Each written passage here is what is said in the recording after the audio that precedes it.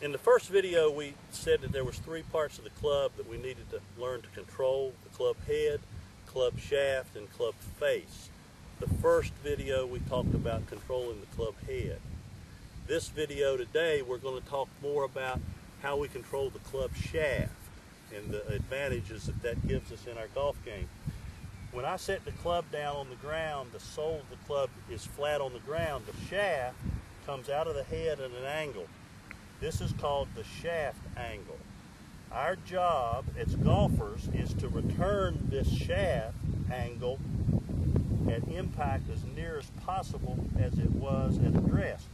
We wouldn't want this handle to be higher at impact or lower at impact. So how do we do that? We do that by keeping our club on plane, what's called on plane in the golf swing. I'm going to get Eric to come in and we'll demonstrate how to keep this club on plane and what we can do. We've stuck a alignment rod in the back of this club to help you visualize what's going on here, and I'm going to get Eric just to set up to that ball. It's a 7-iron Eric has, and as again, the shaft comes from the head at a certain angle. You got 14 clubs, you got 14 different angles. One thing that makes this game hard. So this is our lie angle. In order for this club to be on plane, the white board here represents our target line. We're going to have this club, as he starts back, this club head will point to that target line. He comes slightly inside because he's standing inside the ball. So the first part of the swing, the club head points to the target line until he reaches waist high. At waist high, you'll notice that the club is now parallel to that target line.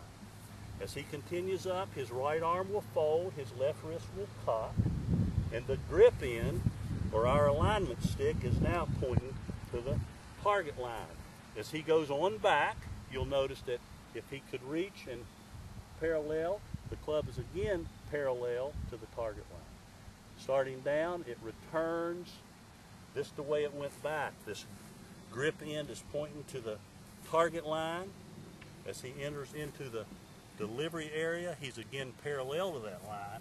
As he releases his power accumulators into the ball, the club head again points to that ball, or to the target line, continues to point until the left arm folds on the follow through, and it's again pointing to that line.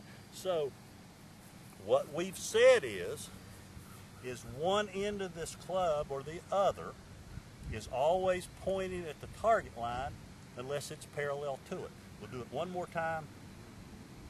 Point, parallel to it, then the grip is parallel to it. That's simply on plane. This could be even said to be the top of your backswing. Everything's in position, and to complete his swing, all he's got to do now is rotate his shoulders. Back, parallel, impact, and fold, and points again. All right. What you need to take your, you guys at home, you can get a stick, an alignment rod, stick it in the grip end of your club to practice this little drill here that Eric just did.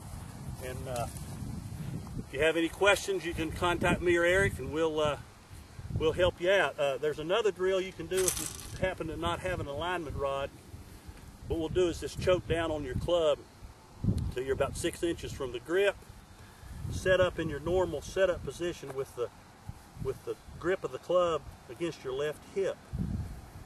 We can make the same move as we did with the alignment rod. I can start back, point the head at my target line this way, parallel at waist high, right arm folds, left wrist cocks, grip into the club is pointing at the target line, up to the top of my backswing. When I start down, the grip points back to the line. I'm back to parallel to it.